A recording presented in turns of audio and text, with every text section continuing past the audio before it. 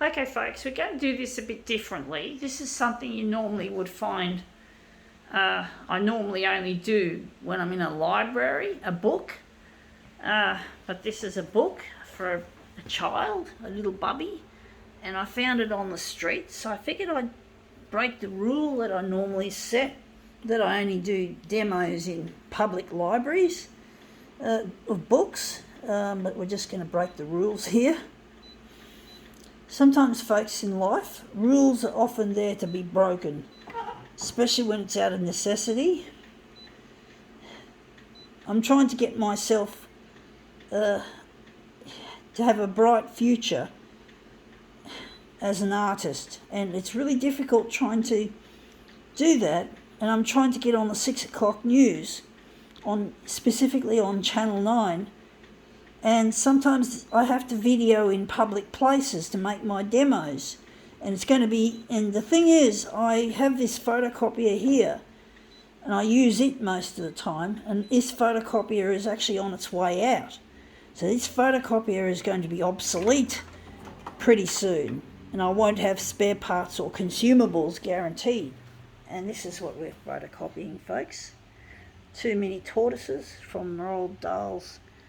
No, Roald Dahl, folks. Been around for decades, and this is what we're interested in this section here, or somewhere there. But basically, yeah, and the thing is, I have to video in public when I'm at the library, and yeah, I have to get recognised as an artist. And if I can't have this photocopier in service much longer, I may have to rely solely on breaking the rules and shooting in public, shooting videos. And it really can be quite discouraging at times. And I really find, sometimes you have to break the rules, folks. Not do it for the sake of breaking the rules or doing it for the fun of it, but doing it because you have to, because there's no other way. And I'm trying to get recognised as an artist, and it's really proving to be extremely difficult. And this is low. I'm going to have to order that's another thing. When this happens and this machine's out of use by reach the end of its use by date, I'm going to have to pay for the toner. So this is a problem, folks. A big, fat, ugly problem. Fortunately, I should be able to get toner for this thing. But basically, that's an example of what can go. That's what one of the things. It's a toner is considered what in photocopier parlance is what's known as a consumable, and toner is a consumable part of a photocopier. So photocopiers have parts for when the machine breaks down, and consumables like toner and waste toner bottles, or should I say waste toner box. I think also drums are considered drum units, or imaging units, I think is the right terminology. Imaging units, I think, are also considered consumable. But basically, especially if this machine breaks down, I'll have to pay for the technician to turn up, and I have to pay for the service and whatever parts they can get, if they can get parts. And that's just a pain in the arse. Now, I don't like that red. That red looks shit house, folks. So I'm just going to kick it off. Just kill off the background colour. But I'm going to have to order some toner for this. So I'm trying to get on the 6 o'clock news, and it's proving to be really a challenge, trying to get there and get my work recognised as an artist. I'm not rich. The costs of living are getting a bit too tight for me. And I'm just trying my hardest to keep this equipment flowing and keep my demos happening. And that's come up looking quite interesting. I don't like this version. It's a very green, but at least it contrasts well with the blue of the turtles. I'm going to utilise this section here, I do think.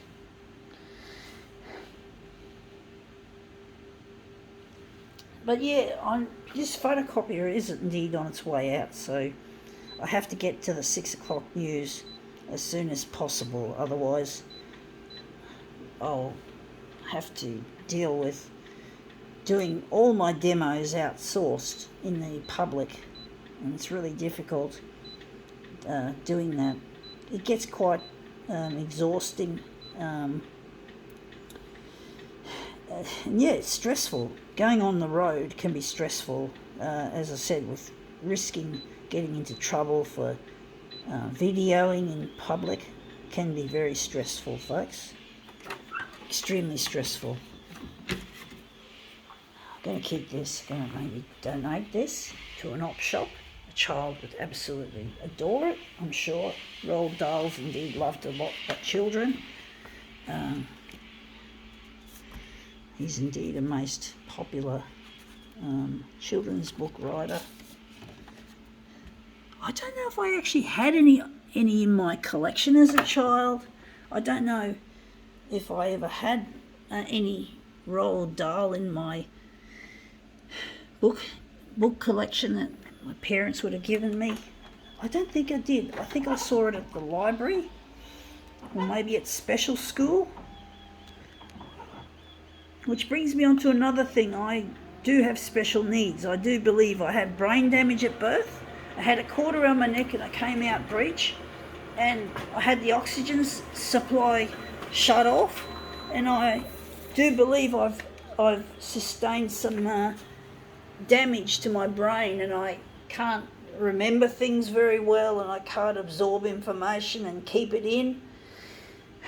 Hence the well, they never diagnosed me with any kind of brain damage. I got treated like I was a troublemaker for my disability, that the disability wasn't apparent enough, and I got treated like I was the one to blame, like it was all my fault, like I made trouble, like I hated learning, supposedly. They supposedly thought I was a troublemaker, and I didn't mean to make trouble, folks. I just couldn't fucking absorb information.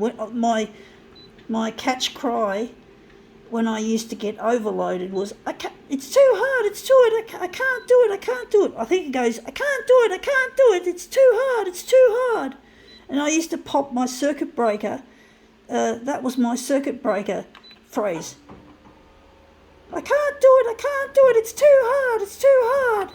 Was my common phrase, and my parents used to get annoyed at me for that.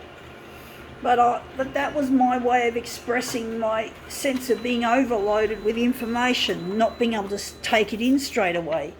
Yes, I know that I often learned the task or the activity that was causing me the stress eventually, but I was a lot slower at learning than my peers, and it still hurt. It fucking hurt my brain. It fucking felt like it didn't physically hurt like being kicked or being smashed in the head, but it felt like it was an overload sensation. It was overload. It was panic, not being able to absorb that information that I was expected to absorb, to learn at the same pace as my fucking peers, to even get more expectations, because I do believe I have another disability that hasn't been diagnosed, and that is the high functioning autism or Asperger's syndrome, which I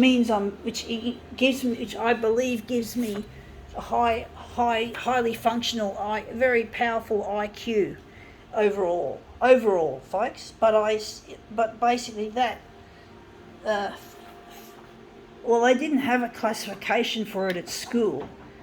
But basically it made me, that's probably why I'm so smart, and that's why. And if I didn't have the brain damage at birth, I wouldn't be on the disability support pension, even though I have another disability that has been diagnosed, but I can't talk about it here because it's got a lot of stigma attached, and it really is a shame. To me, it's shameful, but it's still there, and it gave me my Centrelink benefits. Whereas the high-functioning autism, question mark, and the brain damage, question mark, are just still 2 question marks. I'm smart, and I put it 2 and 2 together because Mum used to talk about the quarter on my neck and the breech birth, and also I looked up on Google, I did a bit of research and found out that the hippocampus and the short-term memory are extremely sensitive to oxygen starvation, which lines up with the problems I had and still have with learning. And I struggle even more with getting older, that the lack of neurons in those parts of the brain is becoming more obvious now. It's becoming more difficult to learn and to absorb and to retain information. So I really need a diagnosis, but I have to get in touch with my partner Luigi, and I have to get on the 6 o'clock news, and I don't want to be recognised for my disabilities, and I want to get off Centrelink. If I can become a professional artist, I can get off Centrelink, and I can leave my social housing and my disability employment, which is basically what they call an ADE, or an Australian Disability Enterprise. I don't enjoy working on packaging and all that sort of menial shit that my disability entails, but that's enough of that. That's it in a nutshell, and this has come up looking quite a treat. I think we can now call this demo quits.